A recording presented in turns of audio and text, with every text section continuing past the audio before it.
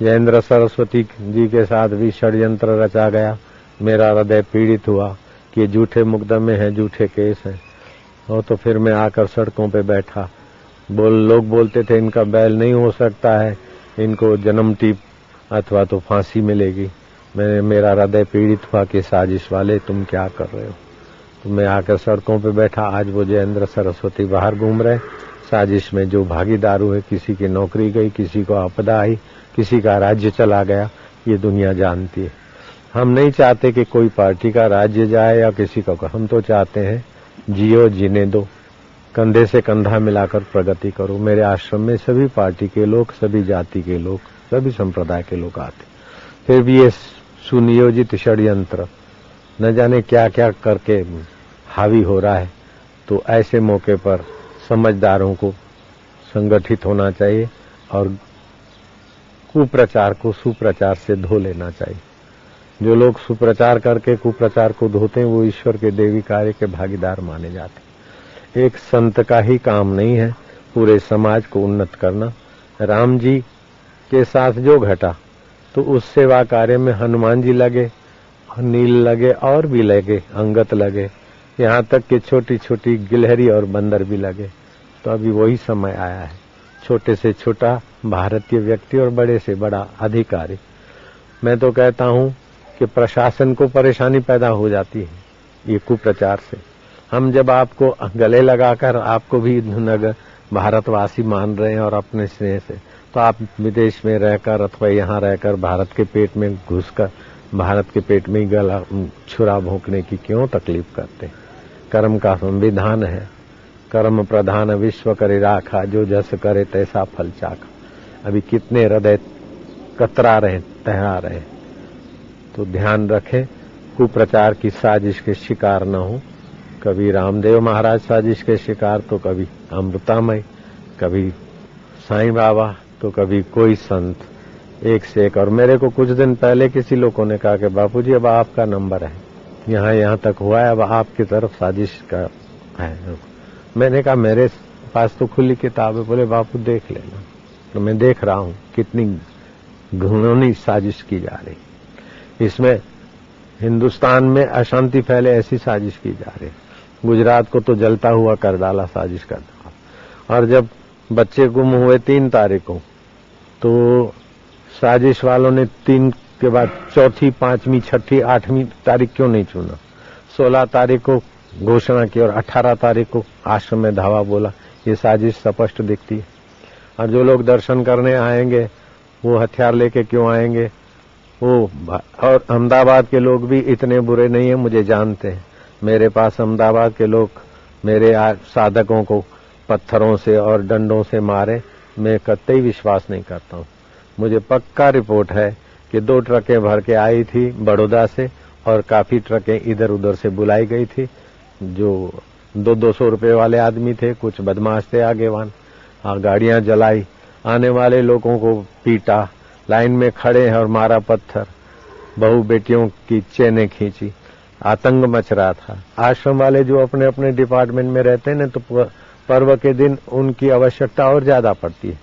जहाँ ऋषि प्रसाद में 25 आदमी काम करते हैं या 15 करते हैं, तो उस दिन और ज्यादा बिजी होते हैं। साजिश वालों से खरीदे गए लोग आश्रम को बदनाम करने में सहभागी हो गए। नाम तो आता है कि अपने ही हिंदू हैं, अपने ही फलाने हैं, लेकिन हिंदुओं को कैसे हिंदुओं से भिड़ाया ना, ये साजिश करता लोग अच्छी तरह से जानते हैं। सच्चाई कुछ और होती है। ऐसे तो एक एक बात का मैं क्या खुलासा करूंगा। जैसे सूरत का प्रकार, और सूरत की जमीन 570 रनिंग फुट रिटेनिंग वॉल किया गया और खाइयां पूरी गई, जमीन को सुव्यवस्थित किया गया और वो सरकार से मांगी गई। 6 साल तक फाइल चली और 12% ब्याज सरकार ने लेकर पेमेंट लिया। अब मैं बोलता हूँ उसमें रातों रात सोने की लकड़ी जैसी जमीन कहाँ है। 80 करोड़ की जमीन कहाँ है। इतनी रिटेनिंग वॉल, बाल संस्कार केंद्र की बिल्डिंग, स्नान का घाट, मंदिर, हनुमान मंदिर, शिव मंदिर, ये सारी मिलकत अगर आप लेना चाहो तो हम 4 करोड़ में आपको समर्पित कर देते हैं। 80 करोड़ की कहाँ है। इसमें हमारा निर्माण भी आ गया और वो 4 करोड़ हमारे आदमी, आपके आदमी मिलकर गरीबों के आंसू पोंछने में लगा। अब इससे ज्यादा हम क्या कर सकते हैं।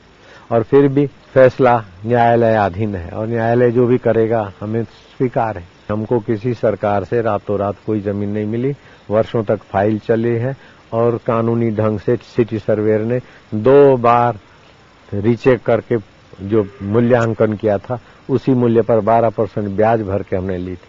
अब उस समय 40 लाख 50 लाख की, आज 4 करोड़ की नहीं, 10 साल के बाद कोई 40 लाख की चीज अगर 4 करोड़ की होती है तो इसमें कोई बड़ी बात नहीं है। लेकिन अभी भी हम तो कहते हैं निर्माण सहित 4 करोड़ लेंगे। ऐसे इस प्रकार न जाने कपोल कल्पित कितने कितने आरोप लगते रहते हैं, लगवाते रहते हैं और प्रशासन परेशान होता रहता है और लोग भ्रमित होते रहते हैं। और साधुओं को मैं तो कहता हूं, हमारे वैष्णव साधु, गिरी पुरी अथवा अखाड़े वाले किसी भी साधु का जीवन देखोगे तो खालिया पड़े हैं, उनको न पेंशन मिलती है न पगार मिलता है। ऐसे साधुओं को बदनाम किया जाता है। महर्षि, कारण क्या होता जा रहा है? ये श्रद्धा में कमी क्यों आती जा रही? दुर्योधन क्यों पैदा होते जा रहे? पांडवों की संख्या क्यों कम होती जा रही? इसका कारण क्या और उसका निदान क्या है? कारण है ये कलयुग का प्रभाव है। कलह कलयुग में मंदा मंद मतया मंद भाग्या उपद्रवा। तो ये कलयुग ऐसा आएगा, मंदमती के उपद्रवी लोग होंगे और वो मंदमती के लोग जो कुछ लिखा है और जो कुछ आ गए वो सच्चा मान लेते हैं। समझदार लोग बोलते हैं ये साजिश है, लेकिन नासमझ प्रजा इतनी उत्तेजित हो जाती है कि कल भी हमारे एक देहात में आश्रम था तो वो लोग आ गए पथराव करने के लिए। अब उसका जिम्मेदार कौन? और वो वहां की प्रजा वैसे अपने को मानती थी और वहां सेवाकारी भी चल रहे हैं विरम काम। और कल समाचार आया कि अखबारों में पढ़ पढ़ के अनर्गल बातें, कुछ लोग 2 लोग आ गए और आश्रम के संचालक को थपाथुपी की और अभद्र व्यवहार किया। अब कितने कितने लोगों को हम समझाएंगे कि भाई ये साजिश है। इसीलिए हम तो श्रद्धा को धन्यवाद देते हैं कि सच्चाई लोगों के सामने रखें और दूध का दूध पानी का पानी हो जाए बच्चों के लिए, चाहे और आश्रमों के लिए जो भी कुप्रचार कर रहे हैं उनको भगवान सद्बुद्धि दे। दुर्योधन बढ़ रहे हैं, पांडव कम हो रहे हैं, लेकिन 5 पांडवों में से एक मरा नहीं और 100 कौरवों में से एक जिया नहीं, ये भी तो दुनिया जानती है पंडित जी। सत्यमेव जयते, ये भी तो दुनिया जानती। यतो धर्म ततो जया। तो स्वधर्मे निधनम श्रेयम पर धर्म भयावह। अपने सनातन संस्कृति में मर जाना अच्छा है, पर धर्म भयावह। राम जी के लिए तो एक धोबी ने उंगली उठाई, लेकिन आशाराम के लिए कितनी उंगलियां एक साथ उठवाने की साजिश चल रही है। कैसा बीतता होगा। फिर भी हम कहते हैं इल्जाम लगाने वालों ने इल्जाम लगाए लाख, मगर तेरी सौगात समझकर हम सिर पे उठाए जाते। न जाने कितने कितने।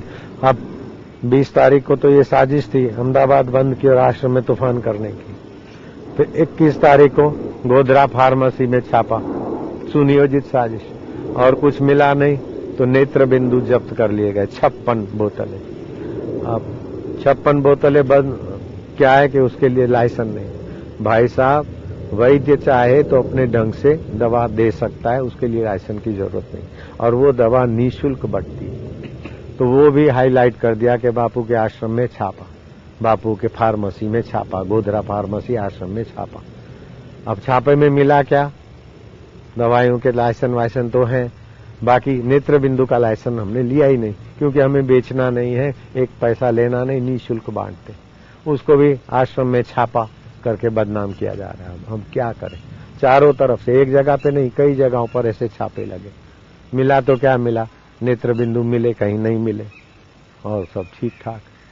तो इस प्रकार छापा तो दूसरे डिपार्टमेंट भी एक दूसरे को फोन करके न जाने क्या क्या, फलाना कागजात लाओ, फलाना कागजात लाओ, ऐसा करके आश्रम को अलग ढंग से भयभीत उत्पीड़ित किया जा रहा है।